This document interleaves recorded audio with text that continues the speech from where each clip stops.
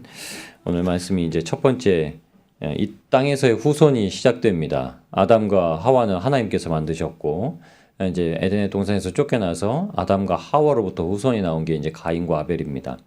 가인은 낳자마자 첫 번째로 사람 가운데 하와가 배가 아파서 난 자녀였기 때문에 하나님께서 나에게 득남하게 하셨다. 그래서 이름이 가인이에요. 그리고 아벨은 그냥 둘째 낳았다 이렇게만 얘기합니다. 그런데 세월이 지나서 가인은 땅의 소산으로 제물을 드렸고 아벨도 아벨 자신도 양의 첫 새끼와 기름으로 드렸다 이렇게 얘기를 합니다. 그런데 가인이 제물을 받지 않으니까 안색이 변했습니다. 그러니까 하나님이 가인에게 말씀하시죠. 아벨에겐 잘했다 뭐 이 말을 하신 게 아닙니다. 가인에게만 너는 왜 그러냐 이렇게 말씀을 하신 거예요. 근데 받았다 안 받았다를 어떻게 할 수 있을까요? 여기는 성경에는 얘기를 하지 않잖아요. 아벨에게는 야, 너 잘했다. 하나님 이렇게 얘기하셨을까요? 가인한테는 야, 너 이게 뭐냐 이렇게 하셨을까요? 가인과 아벨이 자기가 제사를 드렸는데 왜 마음이 그럴까요? 가인은 마음이 좀 썩 이렇게 유쾌하지가 않았던 거죠. 아벨은 드리고서도 하나님 정성을 다해서 드렸다는 거예요. 여러분 정성을 다하지 않으면 마음이 썩 내킬까요? 신앙생활을 하는데 우리가 썩 마음이 왜 우리 하나님의 은혜를 누리지 못하는 것처럼 마음이 썩 안 내킬까요? 하나님의 말씀대로 못 살았기 때문에 은혜가 이게 반쪽짜리 은혜처럼 우리한테 비춰지는 겁니다. 하나님께서 내게 요구하시는 걸 정말 전심을 다해서 다하면 하나님께 내가 드릴 걸 드렸구나. 너무 감사하다. 하나님께 너무 감사하다. 내게 하나님께 이렇게 할 수 있었구나 라고 생각했던 거예요. 그런데 가인이 자기가 썩 마음에 안 들었던 겁니다. 내 건 잘 안 받으신 거야 생각이 들었던 거예요. 그러니까 아벨한테 말합니다. 죄가 처음에 들어와서 죄의 첫 번째 특성이 뭔지 아시죠? 탓하는 겁니다. 탓. 당신 때문이야. 선악을 알게 하는 건요. 하나님 탓을 하는 겁니다. 아담은 하와 탓을 할 수가 없었어요. 어차피 내 몸에서 나간 사람이기 때문에 하와를 탓해봤자 그냥 자기 얼굴에 침 뱉기였죠. 그러니까 누구를 탓해죠? 하나님 때문에 그러잖아요. 하나님이 제게 주셨잖아요. 이게 선악입니다. 내 기준으로 당신이 잘했습니다. 당신이 못했습니다. 당신이 잘못했어를 나누는 게 선악이에요.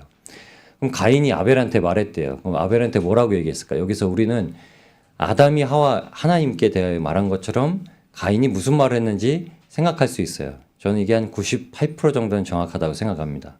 가인이 아벨한테 그랬을 겁니다. 네가 그렇게 제사를 드렸으니까 하나님이 내 걸 제대로 안 받으시지. 잘 아셔야 돼요. 여러분 이 성경을 먼저 해독을 하셔야 됩니다. 해석을 하셔야 돼요. 가인이 하나님께 드렸기 때문에 하나님께 왜 드렸죠? 하나님 이 제 제사를 받으시고 저에게 복을 주시고 이 땅과 유리해야 되는 이 땅 가운데서 저와 함께 해주시고 저를 보호해 주세요. 이 이유밖에 없어요. 사망이 이제 제 안에 들어왔는데 그 죽음이 올 때까지는 그래도 주님의 보호와 안식 아래 편히 살게 해주세요. 이걸로 예배를 드리는 거죠. 아담이 죄를 깨달았기 때문에 예배를 드린 거죠. 가인과 아벨도 컸으니까 아담이 제사를 드렸구나. 아담이 하나님께 돌아가는 방법을 알았구나. 근데 무엇을 가지고 제사를 드리라 말하는 없어요. 그러면 이제 압니다. 가인이 안색이 별로 자기가 막 탐탁치도 않고 마음에 들지도 않고 하나님이 안 받으신 것 같아. 이런 마음이니까 아벨한테 얘기합니다. 너 때문에 그래. 야, 너희가 괜히 양의 새끼를 잡아가지고 죽여가지고 드리니까는 내가 땅에서 얻은 곡식으로 드리는 게 영 시원치가 않잖아. 이놈아 하면서 데리고 나가서 죽여버려요. 넌 이제 그런 제사 못 드리게 내가 만들어버리겠다 하고 죽여버린 겁니다. 근데 놀랍죠? 가인이 땅의 소산으로 하나님 앞에 드렸는데 이제 땅이 효력을 내지 않을 거래요. 가인한테 하나님 앞에 드릴 존재를 내지 않는다고 말한 겁니다. 너는 그런 존재가 될 거야. 여러분 이 죄가 이렇게 시작이 됐습니다. 그리고 하나님께서는 가인에게 이렇게 말씀하셨어요. 죄가 네 문 앞에 엎드려져 있다. 그러니까 너는 죄를 다스려라. 여러분 사탄이 들어와서 사탄이 꼬였습니다. 그래서 사망이 들어왔어요. 그럼 이제 죄와의 싸움이 시작되었다는 겁니다. 죽음이 있다는 건 사탄이 끊임없이 우는 사자같이 싹 두루다니며 삼킬 자를 찾고 그런데 하나님은 가인에게 은혜를 베풀어 주셨어요. 가인에게 베푸신 은혜가 뭐냐면 너는 죄를 이제 세상을 모든 피조물을 다스리고 정복하라는 말씀이 아니라요. 너는 죄를 다스리고 정복해라. 바꿔주신 겁니다. 약속을 바꿔주신 거예요.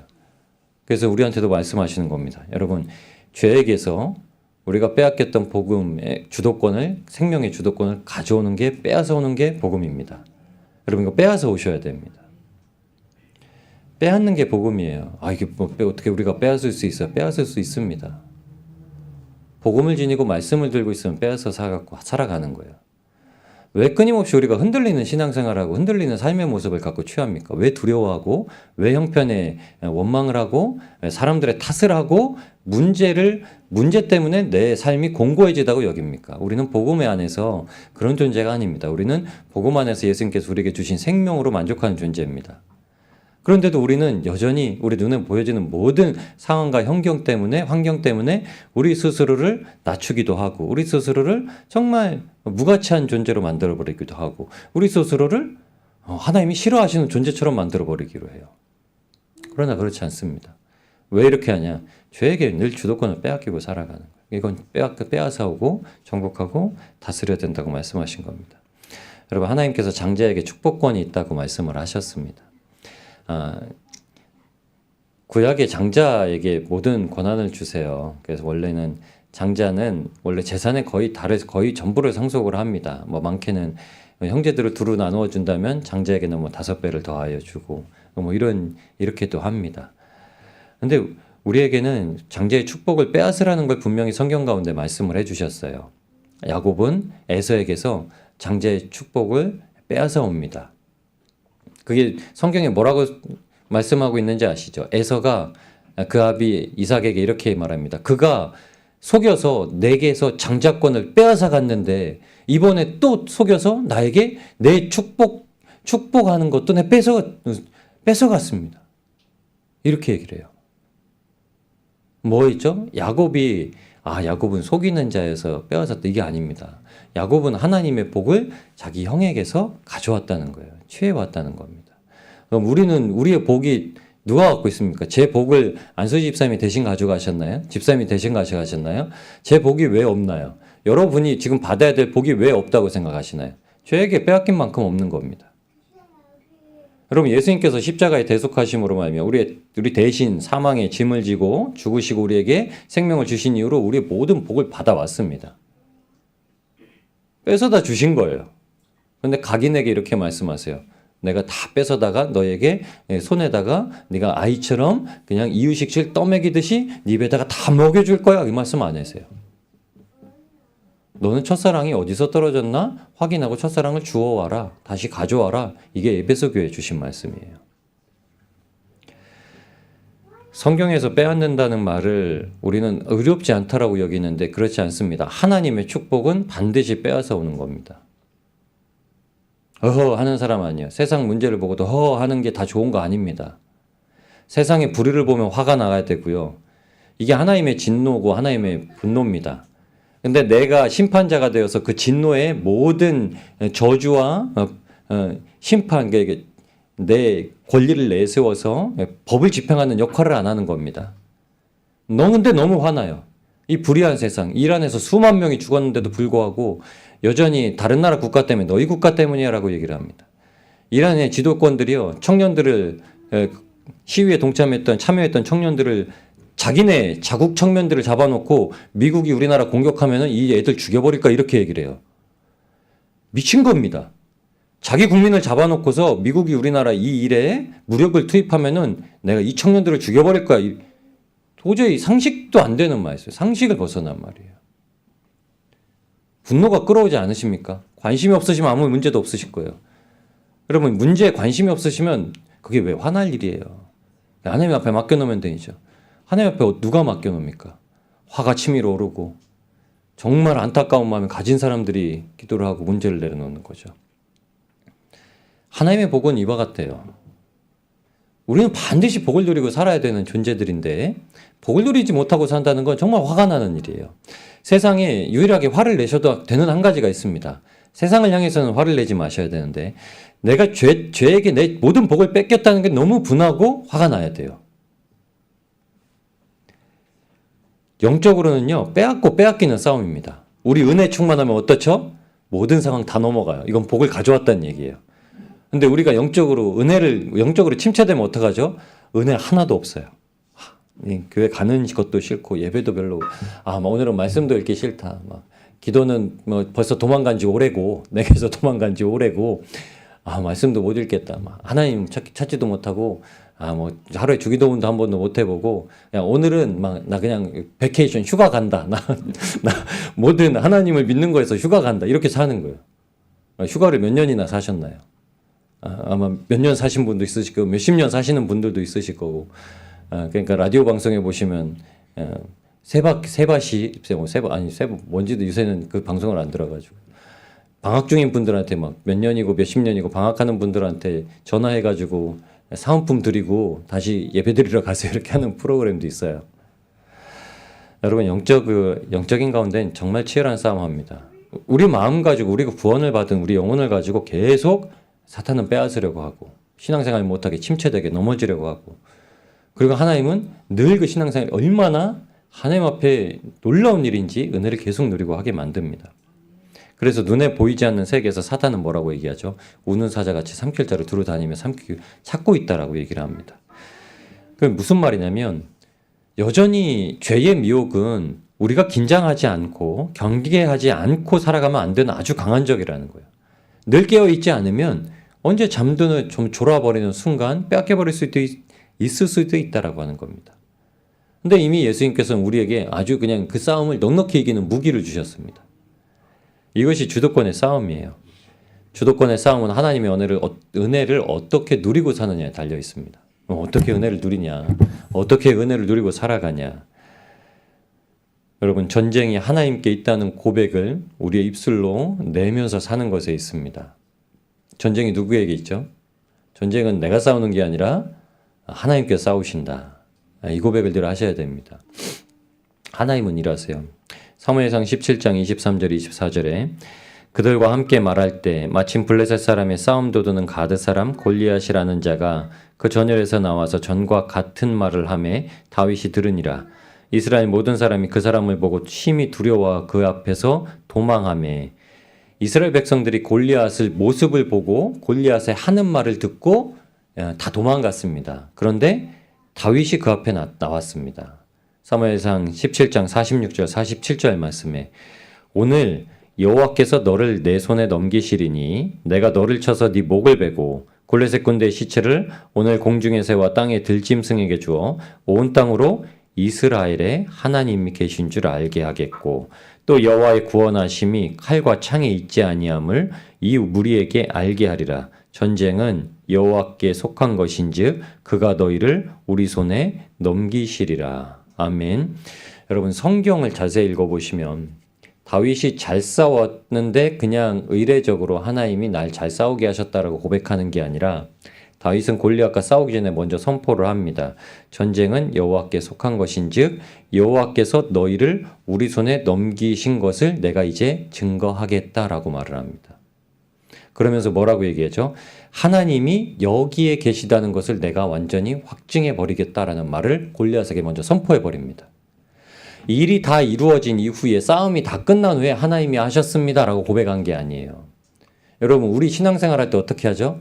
우리 근근히 싸워서 내가 뭐 당하는 미혹과 어떤 유혹을 다 이기고 나서 정말 하나님 때문에 내가 벗어났다. 아주 위험해서 벗어났다. 이렇게 고백해요.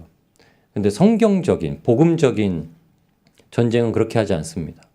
어떤 미혹이 올 때 하나님이 능히 이기게 하신다. 먼저 선포를 해놓고 시작해요. 하나님이 계십니다. 이 일을 어떻게 할 거예요? 막 우왕좌왕하는 사람들 앞에 하나님이 하셔요. 하나님이 하세요. 걱정하지 마세요. 하나님이 저를 오늘도 지키실 줄 압니다. 제가 연약하지만 하나님이 저와 함께 하시기 때문에 이루실 줄 압니다. 라고 얘기해놓고 그 일을 견디는 거예요. 그래야 나중에 이게 진짜 그러네 라는 말이 나오는 거예요. 왜 그리스도인들이 지금은 힘을 못 얻냐면 예전에는 옛 선조들은 그렇게 얘기를 했어요. 하나님이 계시니까 이 일은 반드시 되어질 거야. 여러분, 3.1 만세운동을 벌이면서 어떤 마음인 줄 아셨나요? 그리스도인들은요, 하나님이 이 나라를 반드시 해방시켜 주실 거야. 하나님이 반드시 그 일을 하셔. 선포하고 해놨어요. 근데 지금 그리스도인들은 어떻게 하는 줄 아세요? 그렇게 선포하고 하질 않아요. 삶에서도 똑같습니다. 선포하는 겁니다. 선포하는 거. 하나님의 사랑하는 자들이 전쟁이 하나님께 있다고 선포할 수 있던 이유는요. 하나님께서 우리와 함께 하신다는, 나와 함께 하신다는 것을 증거하기 위해서 그랬습니다. 이게 복음입니다. 우리는 믿음으로 하나님께서 일하시는 것을 보고 이것을 세상에 널리 알립니다. 여러분, 하나님께서는 자기 자녀를 위해서 일하십니다. 이곳에 하나님의 자녀 아니신 분들이 계신가요? 이곳에 계신 분들은 하나님의 자녀십니다. 하나님은 자기 자녀를 위해 일하세요. 그래서 우리를 하나님을 어떻게 부르라고 했냐면 아버지라고 부르라고 하셨습니다. 성경에서 장자는 특별히 자기 자녀에게 모든 것을 상속해 주시는 하나님의 뜻을 말하는 겁니다. 장자권은요. 하나님께서 세상을 사랑하셔서 독생자이실 뿐만이 아니라 하나님의 장자이신 예수님을 보내주셨습니다. 그래서 예수님이 세상의 주인이세요. 예수님이 세상에 있는 모든 걸 다 상속하셨어요. 가지셨어요. 그런데 예수님이 뭘 가지셨죠? 이 세상은 죄로 물든 세상이에요. 이 세상엔 의로 보일 만한 게 아무것도 없다고 말씀하셨어요. 사람도 마찬가지거니와 모든 피조물조차 탄식하고 있는 그런 세상에 예수님을 보내셨습니다. 예수님은 오셔서 자기를 믿을 만한 사람에게 하나 오지 않으셨어요. 다 죄뿐이었습니다. 죄뿐. 그 세상 가운데 장자를 보내셨어요. 다 네 거야. 이 죄가 다 네 거다. 여러분, 하나님이 예수님 보내실 때 뭐라고 했냐? 너 가라, 이제 내가 너에게 이 세상을 다 상속으로 주마 하면 예수님 보내신 거예요. 근데 세상이 죄뿐이 상속해 주실 게 죄뿐이 없는 세상에 예수님 보내신 겁니다. 그래서 예수님이 이 세상에 있는 모든 온갖 죄는 다 가져가셨어요. 저와 여러분이 가지고 있는 모든 온갖 죄는 지금 우리의 이전까지의 죄가 아니라 우리가 하나님 앞에 갈 때까지의 죄와 허물까지 다 가져가셨다는 말씀이세요. 우리가 알잖아요. 우리는 더 이상 죄와 상관없이 살아가는 존재들이에요. 그러니까 우리는 이전과 같이 살아갈 수가 없어요. 이건 약속의 말씀이고 이건 하나님의 선포의 말씀이세요. 이건 내가 그렇게 되어진다라고 해서 되어지는 문제가 아닙니다. 죄의 문제는 내가 그렇게 되어집니다 하고 내가 그렇게 살겠습니다 라고 다짐해서 되어지는 문제가 아니에요. 이건 하나님의 선포하심이고 이건 하나님의 성취하심입니다. 근데 우리가 이걸 모르고 있었던 거예요. 그러니까 내가 그렇게 되어야만 된다고 생각을 하고 있었던 겁니다. 아닙니다, 여러분. 죄는 여전히 우리를 그렇게 뒤바꿔 놓으신 하나님의 역사가 우리에게서 이루어진다는 걸 못 믿게 만들어요. 그래서 이제 하나님께서는 우리에게 그걸 믿도록 계속 말씀으로 인도해 주고 계신 겁니다. 가인에게까지 말씀하셨어요. 동생을 죽인 가인에게까지 미리 말씀하셨어요. 죄가 문 앞에 엎드려 죄를 다스려라. 그리고 이제 나가서 누구든지 나를 만나면 나 살인한 자라고 나를 죽이려 들 겁니다. 그러니까는 하나님께서 가인을 향해서 이렇게 말씀하신 겁니다. 누구든지 너에게 손을 댈 자가 없을 것이다. 너에게 손을 대는 자는 7배나 벌을 면하지 못할 것이다. 이렇게 얘기를 합니다. 이게 뭐죠? 가인에게도 지금껏 은혜가 베풀어 주고 계신 거예요.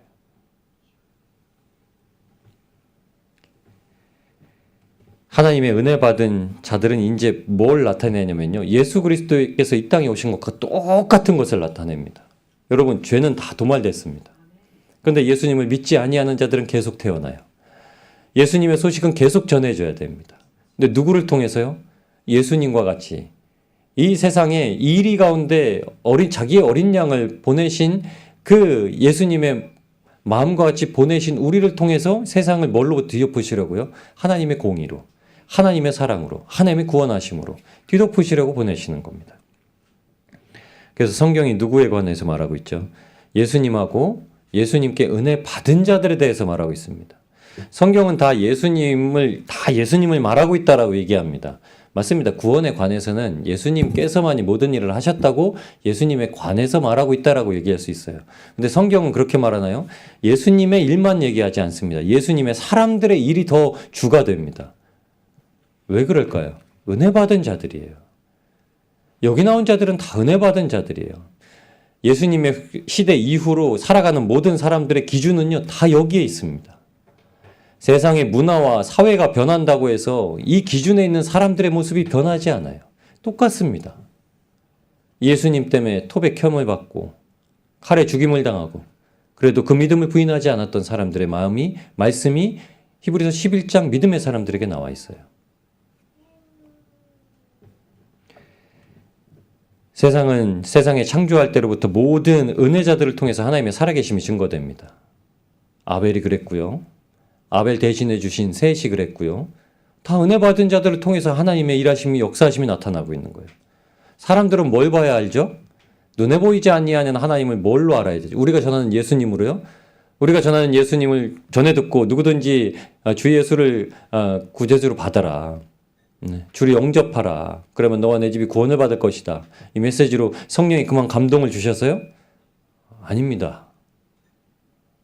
성경적인 이야기 아니에요. 성경은 주님께서 구원받은 자들이 예수님처럼 되어 살아가는 걸 보고 예수님이 자기가 구원한 자들을 저렇게 인도하시고 함께 하시는구나라는 걸 보고 예수님을 만나게 하세요. 그리고 성령님이 내주 역사하셔서 임재하셔서 똑같이 살아가게 하시는구나. 이렇게 살아가게 하시는구나 알게 하시는 겁니다. 이 사람들은 다 장자들이에요. 그래서 히브리서에는 하나님의 나라를 장자들의 회 이렇게 얘기합니다. 그러니까 장자들의 모임이래요. 장자는 하나님의 구원받은 사람들의 지칭이에요. 하나님의 구원받은 사람들은 다 동일하게 장자의 그 모든 축복권을 가지고 온 것처럼 이야기를 해요. 마치 그 집안에 5명의 아들이 있다면 한 명만 구원받는 것처럼 얘기해요. 근데 한 명만 구원받는 게 아니라 첫째도 장자고 둘째도 장자로 세고 셋째도 장자로 어떻게 해요? 이제 하나님이 나와의 인격적인 개인의 아버지가 되시는 거예요. 우리 모두의 아버지이기도 하세요. 그런데 우리 모두의 아버지가 되시기 위해서는 유일하게 나를 독자로 만드신 나에게 독생자를 보내주셔서 나를 그 집의 독자로 입양하시는 것처럼 여기시는 분으로 나를 먼저 만드세요. 그래서 나에게 장자권을 주세요. 그래서 너는 죄에게 절대 지지 마라. 죄에게 이제 주도권을 뺏어와라.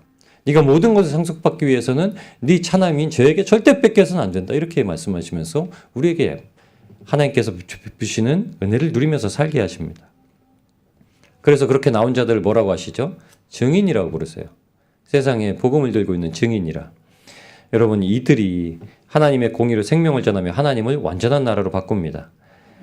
하나님은 우리가 공동체고 그것을 행해 나아간다고 말씀하고 계세요. 마지막 날 예수님께서 다시 오시는 날 하나님의 완전한 성취로 행하실 것이기 때문에 그렇습니다. 예수님이 오시면 다 이루세요. 이 땅을 다 그냥 아예 싹 바꿔놓으신다 말씀하셨습니다. 그럼 우리는 그 말씀을 믿어요. 그래서 우리는 이렇게 생각하는 사람들이 있어요.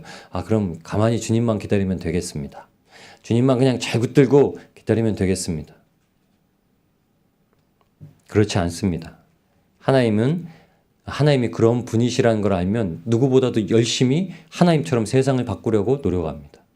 5달란트 받은 자, 2달란트 받은 자 그렇게 했어요. 근데 1달란트 받은 자는 주님 오시면 다 하시니까 저는 그렇게 할 것 없겠습니다. 그냥 있었습니다. 저는 그냥 주일 예배 잘 드리고 그냥 믿음이나 지키면서 살겠습니다. 성경은 구원받은 이들이 그렇게 살 수 없다라고 얘기합니다. 누구든지 5달란트 받으면 5달란트를 남기기 위해 나가고 누구든지 2달란트를 받으면 2달란트 남기기 위해서 나간다고 말씀을 하고 계세요. 예수님께서 만일 세상 가운데서 십자가 대속으로 하나님의 뜻이 세상을 사랑하셔서 구원하신 것임을 나타나지 않으셨다면 세상은 여전히 아무 소망 없이 살아갔을 겁니다. 예수님이 오시기 전까지는 계속 그 소망 없이 살아갔어요. 이스라엘 백성들이 아무 말도 못하고 말라기 선지자 이후로 400년 동안 이스라엘 백성들이 뻥끗하지도 못하고 살았습니다. 성경에는 그 400년에 아예 기록이 안 돼 있어요.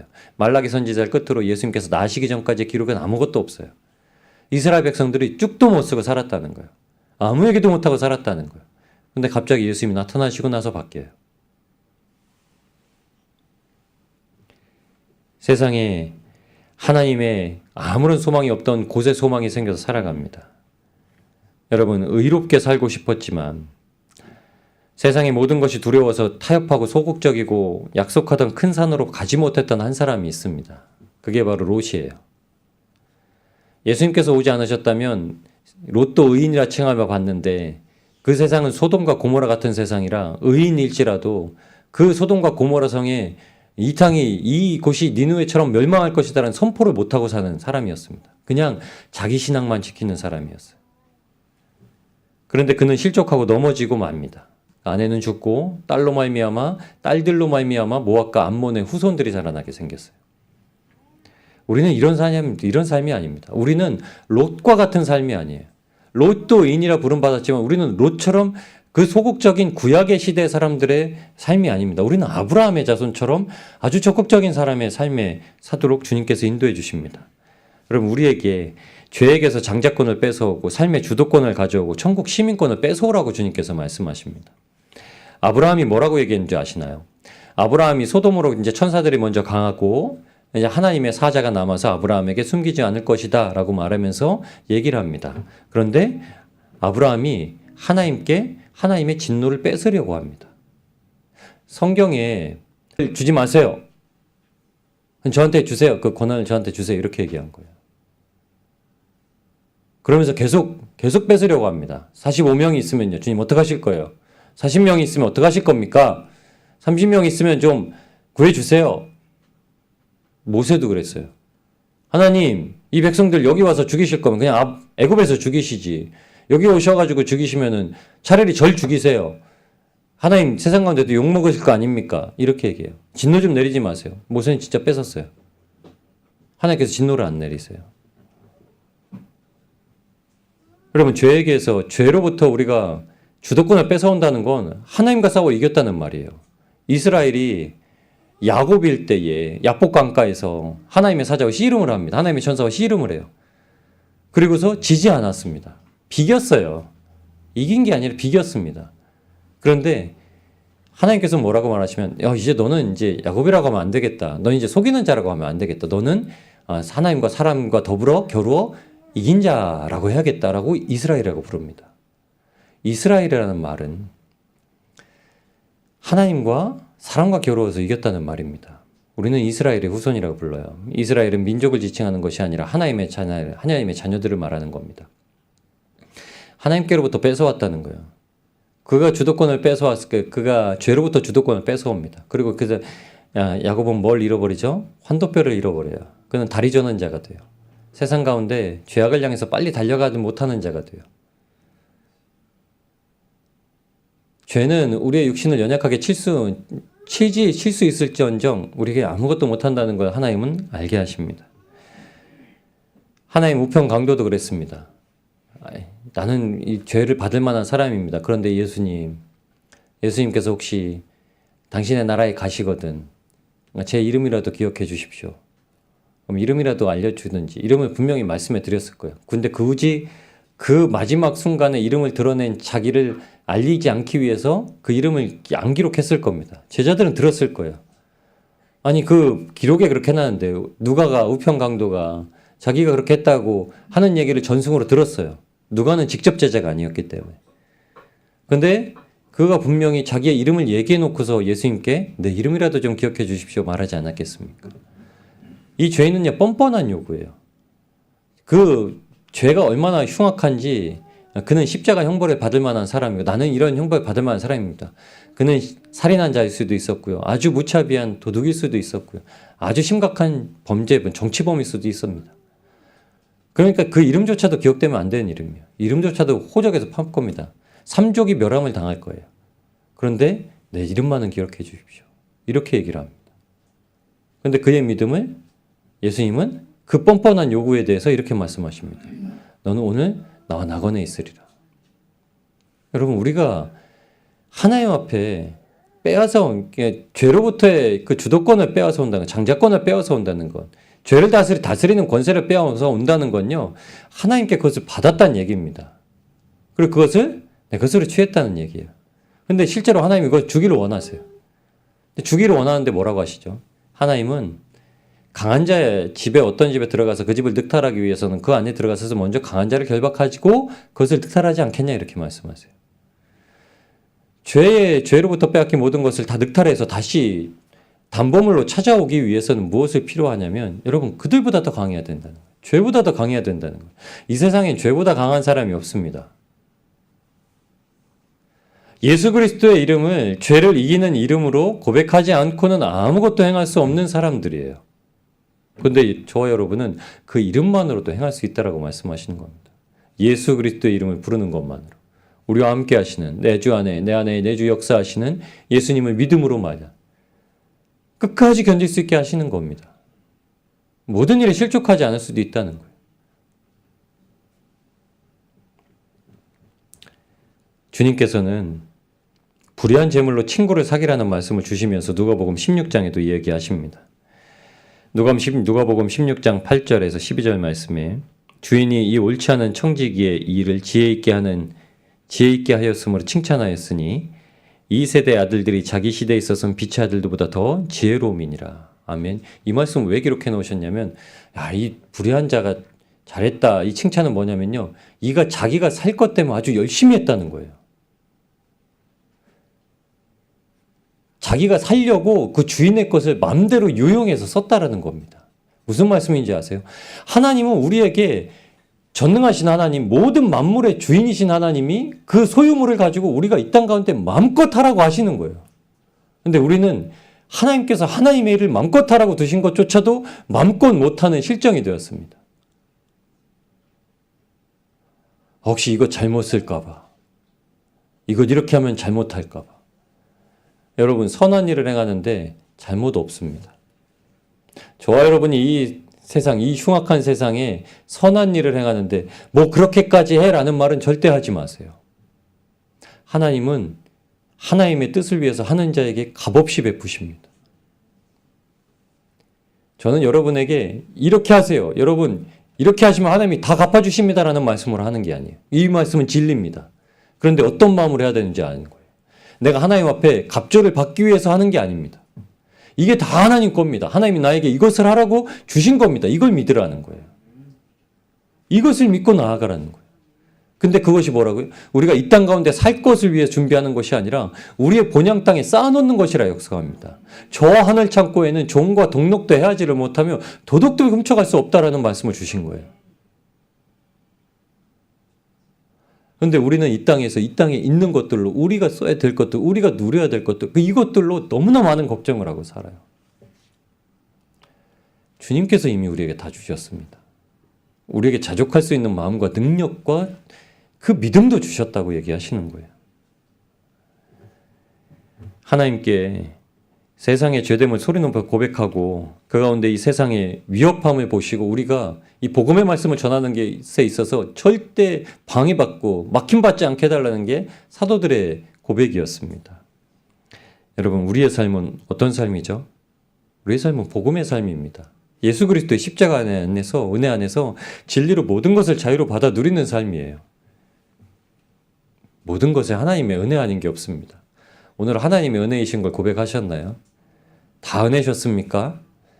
길 가다가 넘어진 것도 은혜시고, 주변 동료가 나에 대해서 불편한 시선으로 바라본 것도 은혜시고, 내가 바빠가지고 정말 막 짜증이 올라왔는데 막 이 짜증을 잘 다스리게 한 것도 하나님의 은혜이고, 이렇게 생각은 하셨을 거예요. 근데 감사로 고백하셨습니까? 주님 감사합니다. 주님 감사합니다. 너무 감사합니다. 주님이 하실 일을 믿습니다. 주님이 역사하실 것을 믿습니다. 이게 우리의 복음적인 삶입니다. 여러분, 우리는 하나님이 우리 안에 살고 계심을 항상 기뻐하고 만족하며 나타내며 살아야 되는 존재들입니다.